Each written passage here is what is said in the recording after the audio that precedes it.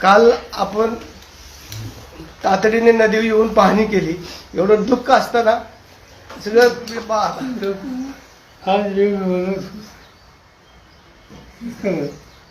पाण्यामुळे फार लोकांना यात नाही.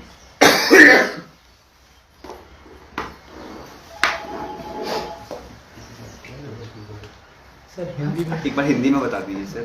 आज सुनेत्रा पवार शपथ लेने वाली है, क्या आपको इस बात की जानकारी है? नहीं, किया होगा तो उनके फांसी नहीं किया होगा. और जो अखबार में आया है इससे लगता है कि फांसी ने कुछ तय किया है, क्योंकि कुछ लोगों का नाम आया है, जैसे प्रफुल्ल पटेल, जैसे करिए कि उन्होंने इनिशिएटिव लिया है. इनके फांसी में इंटरनल कुछ न कुछ तय किया होगा. कल नरेश अरोड़ा की मीटिंग हुई थी सुनेत्रा पवार के घर. हम जानते नहीं, आप जो नाम लेते हैं मैं उनको जान सकते. साहेब, अनेक नेत्यांचं मत असं आहे की दोन्ही राष्ट्रवादीत एक व्हावं आणि दोन्ही राष्ट्रवादी एकत्र आल्या तर हा गाडा पुढे जाईल. असं आहे, दोन्ही राष्ट्रवादी एकत्र यावं याच्यावर गेली 4 महिने पक्षाची चर्चा झाली. आणि ती चर्चा त्याचं नेतृत्व अजित पवार, जयंत पाटील यांच्याकडे होतं. सगळं डिस्कशन या लोकांनी केले. दुर्दैवाने या अपघातामुळे याला खंड पडेल असं चित्र दिसतं. काल साहेब खऱ्या अर्थाने तटकरे साहेब असतील किंवा भुजबळ साहेब असतील यांनी जी मुंबईमध्ये चर्चा केली, याची कल्पना कुणाला देण्यात आली होती का? कारण मला माहिती होती, मी आज वाचलं सकाळी. सर, आपके परिवार की आपकी बहू महाराष्ट्र की पहली महिला उप मुख्यमंत्री बनेगी. हालांकि अवसर बहुत शुभ नहीं है, पर आप ही की परिवार एक तरीके से ये माइलस्टोन सेट कर रहा है. As a member of the family, what do you think about it? बात है कि जो गया उसको वापस लाने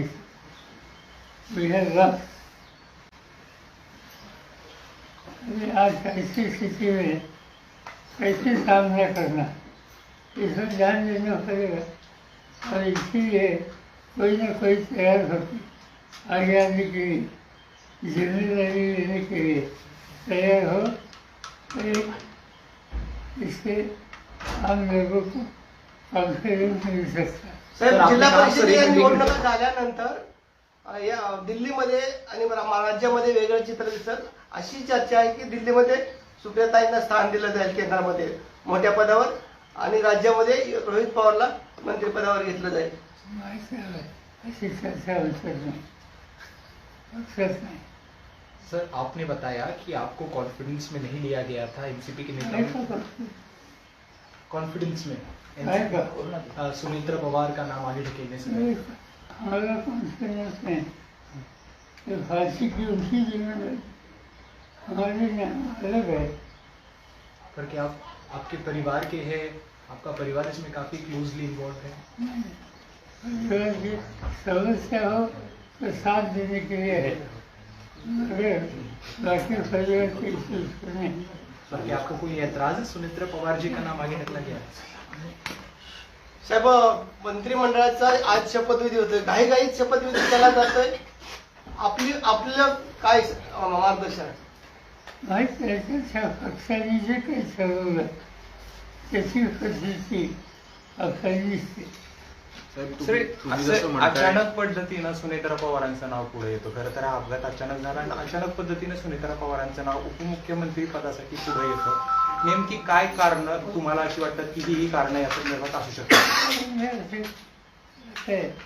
आणि पक्षाची जबाबदारी चालला होती, ते गेले, कुणीतरी यायला पाहिजे आणि त्याच्यातून पक्षाने निर्णय घेतले. सगळं मान्य आहे, पण किमान दुखवटा तरी पूर्ण झाला पाहिजे. नाही एवढी घाई कशासाठी, कोण करते हे सगळं?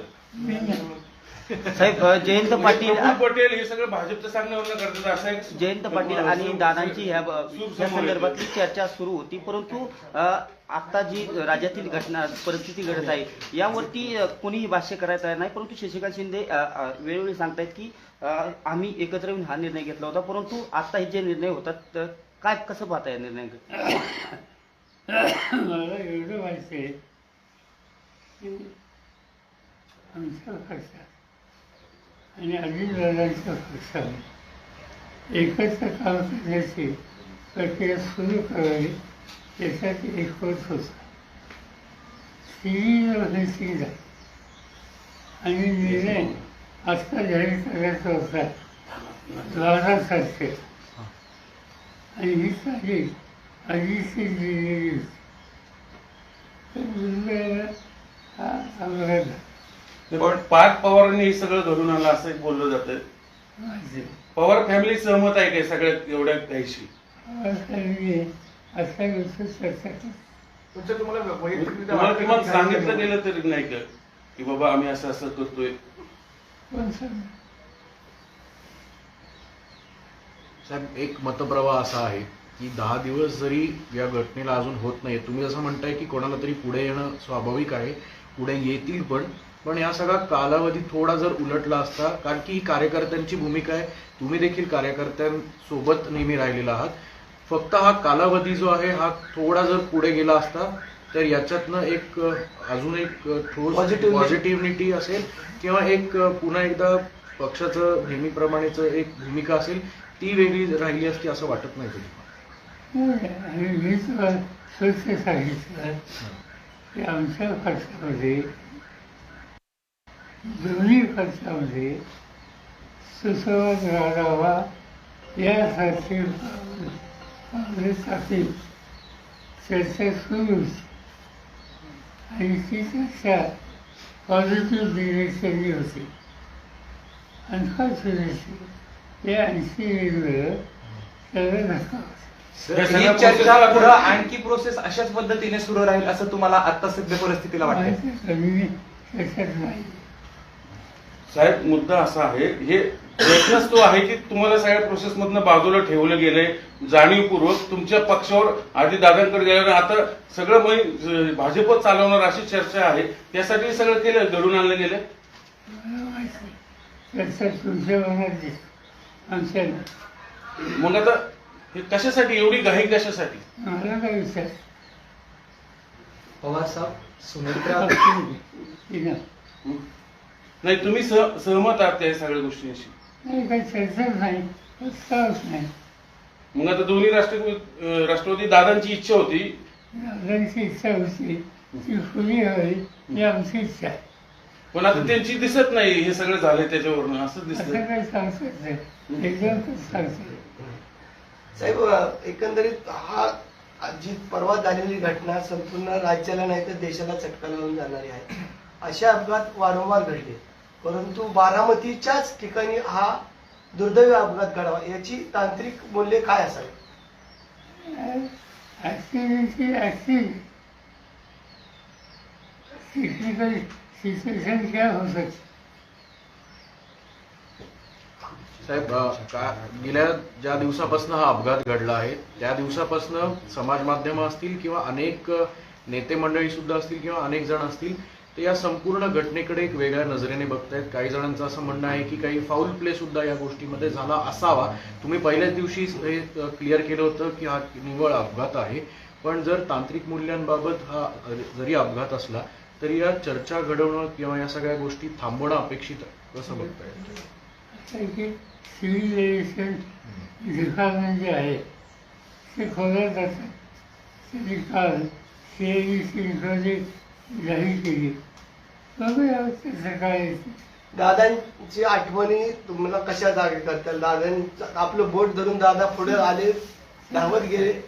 मला तर फार वेळ घेतला. सर दादांची इच्छा होती दोन्ही पक्ष एकत्र यावेत, पण आता दादाच नाहीये. मग तिकडनं ही सगळी मंडळी कोण आता कोणाशी चर्चा करणार? ते खरंच आहे ना, हा निर्णय ही जी प्रक्रिया आहे त्याच्यात अनेक पुण्य मी सांगितलं अजित पवार होते. हो जयंत पाटील होते. जयंत पाटील आणि हे जाऊन विचारतात की तुला काय करायचं.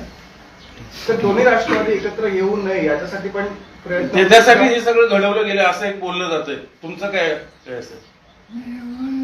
बोललं जातं हे आमच्या कानावर काय.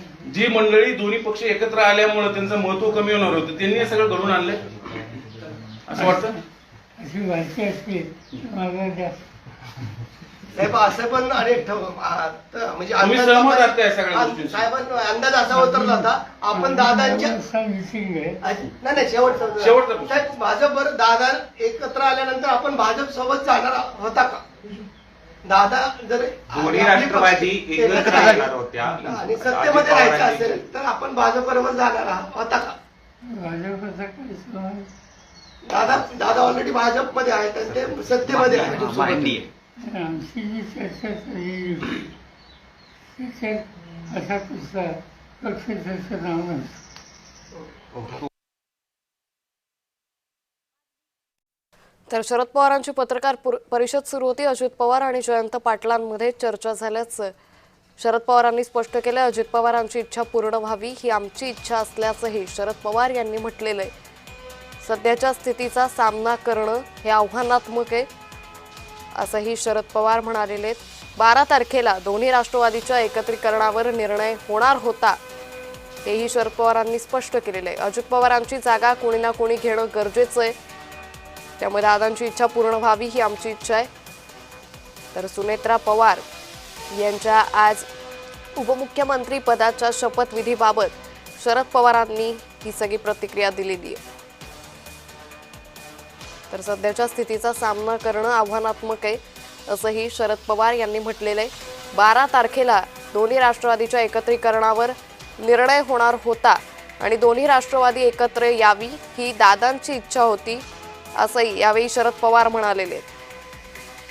तर दादांची जी इच्छा आहे ती इच्छा पूर्ण व्हावी अशी आमची इच्छा असल्याचं यावेळी शरद पवार यांनी म्हटलेलं आहे. त्यामुळे एकंदरीतच आता आगामी काळात दोन्ही राष्ट्रवादी एकत्रीकरणावर नेमका काय निर्णय होतो हे पाहणं अतिशय महत्त्वाचं ठरणार आहे.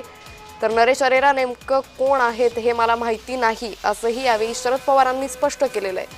त्यामुळे सुनेत्रा पवार आज उपमुख्यमंत्री पदाची शपथ घेणार आहे आणि याच शपथविधीबाबत ज्यावेळी शरद पवारांना विचारण्यात आलं त्यावेळी दोन्ही राष्ट्रवादी एकत्र येणार होत्या. त्या संदर्भात जयंत पाटील आणि अजित पवारांमध्ये चर्चाही झाली होती. 12 तारखेला विलिनीकरणाचा निर्णय जाहीर करायचा होता आणि आता या पुढच्या जे निर्णय आहेत ते पक्ष म्हणून घेतले जातील असंही शरद पवार यांनी म्हटलेलं आहे.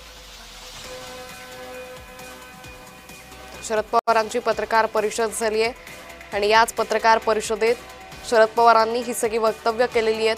त्यामुळे एकंदरीतच आता आगामी काळात नेमकं काय होतं हे पाहणं महत्त्वाचं ठरेल. सुनेत्रा पवार शपथ घेणार हा त्यांच्या पक्षाचा प्रश्न असल्याचंही वक्तव्य यावेळी शरद पवारांनी केलंय. सुनेत्रा पवार शपथ घेणार आहेत याची माहिती नाही असंही यावेळी शरद पवारांनी स्पष्ट केलेलं आहे. सुनेत्रा पवारांसोबत कोणतीही चर्चा झालेली नाही असंही शरद पवार म्हणाले. एकंदरीतच सुनेत्रा पवार आज उपमुख्यमंत्री पदाची शपथ घेतील मात्र याबाबत कुठलीही चर्चा झालेली नाही असं शरद पवार म्हणाले.